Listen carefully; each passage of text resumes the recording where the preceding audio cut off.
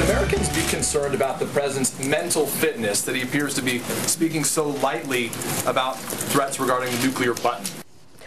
Trump versus the media, the 2018 edition has begun. And the White House press corps is in full attack mode this week. So let's talk about it and a lot more with my panel tonight. Former Secret Service agent Dan Bongino and Democratic strategist, former staff secretary to President Bill Clinton, David Goodfriend, join me now. All right, guys. So what do you think of the fact that here we are in 2018 and all the good things that should happen and have happened and that should happen in terms of people wishing each other cheer and peace and prosperity, and they're talking about the president being nuts? Go ahead, David. Well, I guess if I were an advisor to the president, I would just say to him, you know, it's probably not a good idea for you to go out publicly and say, I'm really sane and I'm really smart. Just ignore it.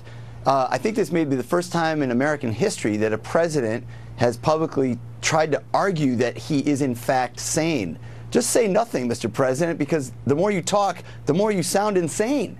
And I just think he's digging this hole for himself in a very odd way. But look, I mean, the people who voted for President Trump, I think, recognize that he's the same guy today that he was when he ran, and they made a judgment to vote for him, and that's democracy. I don't necessarily think that it's productive to try to be an armchair diagnostician here. I just think that the president is making his own worst argument by engaging on this and saying, I'm sane, everybody. Do you think he overdid it by saying, I'm sane, I went to some of the best schools, I made billions, I even had a TV show that was a success? Does that make him crazy?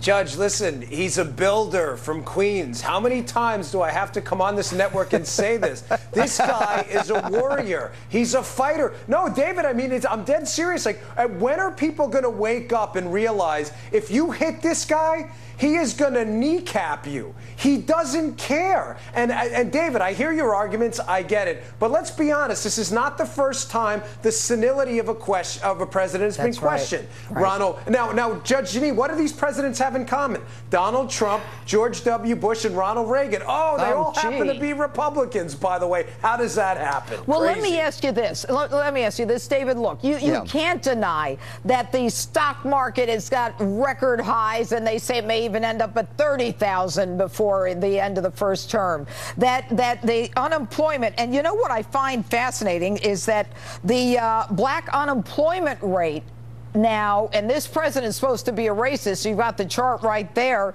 is one of the lowest it's ever been. And if you look at the top of that, it shows 2017, the end of 2017. I mean, we had a black president, and it was horrific.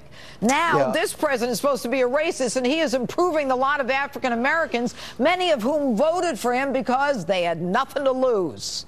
Well, I will tell you this. In 2016, when President Obama argued that the stock market had tripled on his watch, then Donald Trump, candidate Trump, said, that's a bunch of baloney, it doesn't matter. When President Obama said, we've cut unemployment in half, then candidate Trump said, that's a bunch of baloney, it's phony statistics. The minute he becomes president, Donald Trump says the stock market matters, unemployment matters. So you don't believe that black unemployment is one of the lowest rates in history? Well, you don't believe this? CNBC said it. I didn't say that, Judge. You know that. I'm saying Donald Trump. That's why I'm asking you. Donald Trump changes his opinion about stock markets and unemployment statistics based on what benefits him. I think it's great that unemployment is low. I think our labor force participation rate is low, too. People have given up looking. I hope they come back to the workforce. Well, I think it's great the stock market is we're up. Talking about I'm glad the stock market is up. I just hope it helps everybody, not just the Donald Trumps of the world. So he can argue with both ways. Let me set David straight for a minute here. This is an indisputable statistic, okay? Barack Obama, based on GDP growth, had the worst recovery record from a recession in modern American history post-World War II. How'd the stock market do? That'll make a fool out of you, not me. So how'd the stock market do under Obama? The stock Obama did great. Great, thank you. That's funny, David. David, that's interesting. I brought up GDP growth. He's the worst in modern American history. Wait, what do? You do liberal debate tactic 101. Oh, come on, the judge brought up the stock market. You're pivoting off the judge's topic. Yeah, but I didn't. No, but because answer the judge's question. Okay, David. Yeah, I just answered it. The stock market did quite well under Barack Obama. Okay, I don't measure economic performance, David, like most sane people who practice economics. You want to know what's crazy, guys? I'll tell you what's crazy. Everybody's worried about Donald Trump being crazy. What's crazy is Barack Obama in December saying that Donald Trump and this administration is preparatory to a World War II killing of millions, that Donald Trump is a quasi-Adolf Hitler. To me, that's bonkers, all right? And Barack Obama should be ashamed of himself. It's almost as bonkers as Donald Trump saying Obama was never a citizen. I mean, that's bonkers too. So, well, you know what? Did you ever see a long form? Are you being serious right now? Are you being serious right now? Are you going to buy it? I'm just asking you. Oh, okay, right. Judge. We'll let you have Don't you think? Let me ask you. Answer my question. Don't you think it's bonkers for Barack Obama, when we've got a president who has done more for Israel, to compare Donald Trump to Adolf Hitler? That's bonkers. Well, I think when his supporters say Jews will not replace us in a march, and he says there are some good people in there, that's pretty frightening. Go ahead, Dan. You know, I don't understand why we have liberals on the show.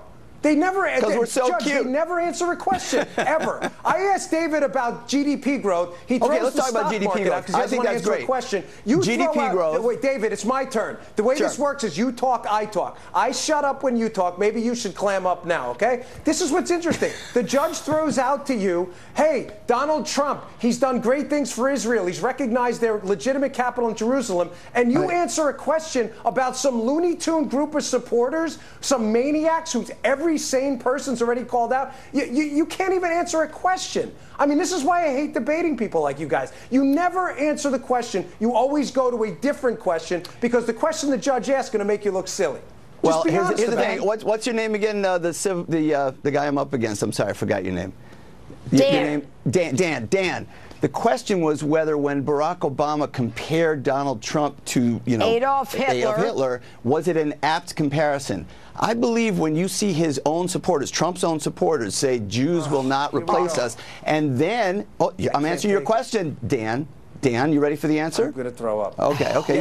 Your air All sickness bag can be found under your seat. Okay. All right. You know so what? So the next thing the comparison says is pretty accurate. The only nutty thing that's come out of a president's mouth is what Barack Obama said about Donald Trump. Goodbye.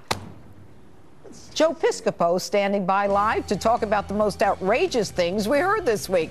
Plus, the president says he's the reason North and South Korea are talking. So does my next guest agree? Fox News military analyst Colonel David Hunt is standing by. Don't go away.